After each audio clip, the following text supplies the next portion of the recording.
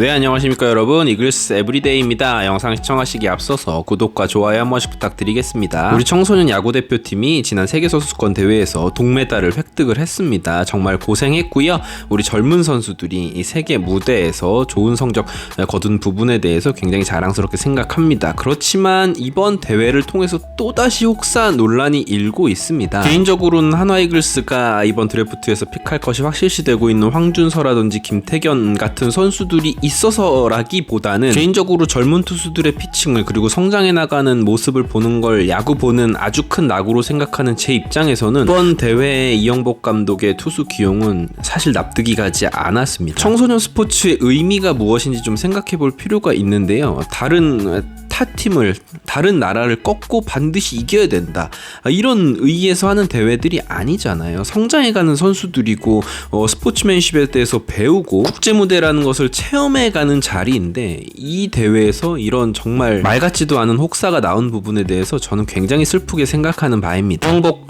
대표팀 감독에 대해서 이야기를 하겠습니다. 동메달을 따내기 위해서 선수단이 좋은 추억거리를 가져갔을 거다라는 이야기를 하면서 규정을 지켰다라고 이야기를 했습니다. 저는 사실 이 부분이 더욱더 화가 나는 포인트인 것 같습니다. 정말로 규정을 악용하다시피 했죠. 41구 이상을 이틀 동안 던질 시 그 다음 경기 등판하지 못하는 규정 때문에 딱 49만을 김태견 선수로 하여금 던지게 하였고, 마지막 경기에서는 그런 투수에게 98구 완투를 시키게 되었습니다. 김태견 선수의 투구수 한번 살펴보시죠. 6일날 21구 던졌고요, 7일날 19구 던졌고요, 49가 되지 않죠. 8일에 16구 던졌고요, 9일에 24구 던졌습니다. 정확히 49씩 끊어갔습니다. 41구 이상을 던지지 않게 하면서 10일에 결국은 98구를 던지게 됩니다. 5연투고요. 올 시즌 이제 막 빠른 볼을 던지게 된 기량이 만개하고 있는 선수에게 5경기 연속 투구라니, 그것도 규정 안에서 던질 수 있는 가장 많은 투구수를 소화하게 했습니다. 이 선수 18살의 선수고요. 지난 시즌에 비해서 이닝 수가 너무나도 많이 늘어났습니다. 우리 황준서 선수도 다르지 않습니다. 56구를 피칭한 이후에 이틀 휴식 후에 다시 선발 등판했습니다.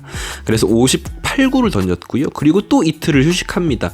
그리고는 89구를 던지게 되죠. 7일 동안 200구 이상을 던졌습니다. 앞서서도 말씀드렸지만 저는 이 두 선수가 한화 이글스에 지명될 확률이 높기 때문에 이렇게 분노를 표출하는 것이 아니라 이건 좀 절망적이에요. 어쨌거나 저쨌거나 한국 야구는 굉장히 많은 발전을 이뤄냈습니다. 그러면서 좌완, 우완 가리지 않고 강속구를 던지는 투수들이 굉장히 많이 늘어나고 있는 이 상황에서 특정 투수들에게만, 이 대회가 올림픽인가요? 성인 대회인가요? WBC인가요? 그렇지도 않은데 이 젊은 선수들, 어린 선수들에게 다양한 기회를 주는 것이 아니라 특정 선수에게 이렇게 혹사를 준다라는 것, 지금이 진짜로 2023년을 살고 있는 게 맞나라는 의심이 들 정도입니다. 롯데자이언츠 이야기를 잠깐 해보겠습니다. 이종훈 감독 대행이 온 이후로 투수들의 혹사 논란이 끊이질 않고 있습니다. 나균환 선수 115구를 던진 다음 등판에서 또다시 122구를 던졌습니다.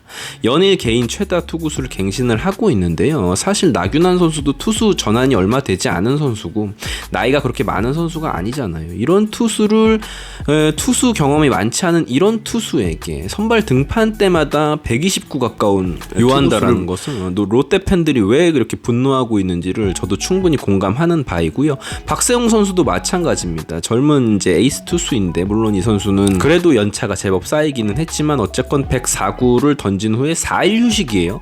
4일 휴식 후에 또 112구. 4일 휴식은 개인적으로 제가 90년대 야구 볼 때 굉장히 자주 보던 광경이거든요. 어떤 의도인지는 모르겠지만 만약에 진짜로 제가 응원하는 팀의 감독이 이랬으면 저는 너무 화가 많이 났을 것 같습니다. 이강철 감독 이야기 잠시 하겠습니다. KT 이강철 감독 역시 도마 위에 올랐는데요. 마무리 김재윤 선수가 3이닝을 던진 후에 다음날 또다시 등판하는 웃지 못할 상황이 또 발생을 했죠. 이강철 감독 같은 경우도 우승 경험이 있는 감독이기도 하고 국가대표팀 감독도 역임하곤 했지만, 저는 승리, 우승이라는 보기 좋은 장식품 뒤에 숨어있는 선수들의 혹사, 건강을 해치는 행위, 젊은 선수들을 보호하지 않는 그런 모습은 보기도 싫고 사실 칭송하기도 싫습니다. 개인적으로 굉장히 좋아하는 좋아하는 한국 우완 투수 에이스 계보를 잇고 있는 소영준 선수 역시 입단하자마자 매 시즌 100이닝 이상을 소화를 했죠. 지난 시즌에는 170이닝을 넘겼고요. 이제 22살의 정말 어린 선수인데 결국 이제 토미존 수술을 받게 되었습니다. 물론 토미존 수술이라는 것이 현대 야구계에 있어서는 뭐 자주 발생하는 그런 수술이기는 하지만 어쨌거나 혹사 논란에선 자유로울 수 없습니다. 개인적으로 혹사에 대해서는 민감할 수밖에 없습니다. 물론 승리하는 것도 좋고 우승하는 것도 좋습니다. 하지만 좋은 투수들의 좋은 선수들의 퍼포먼스를 저는 오랫동안 보는 것을 즐기는 사람으로서 분명히 전체적인 분위기가 잘못되었다라는 것을 이야기하는 분위기잖아요. 그렇기 때문에 현장에서건 뭐 팬 여러분들이 되었건 언론에서건 이런 선수들, 젊은 잠재력 있는 선수들을 오랫동안 보기 위한 그런 노력이 필요한 때가 아닌가라는 생각이 듭니다. 공감을 해주시는 분들도 계시겠고 아닌 분들도 계시겠지만 어쨌건 우리가 좋은 야구를 보기 위한 저의 작은 의견이었으니까요. 너무 불편하게는 보지 않아주셨으면 좋겠습니다. 감사합니다. 지금까지 이글스 에브리데이였고요. 구독과 좋아요 한 번씩 부탁드리겠습니다. 감사합니다. 이따 드래프트 이후에 찾아뵙도록 하겠습니다.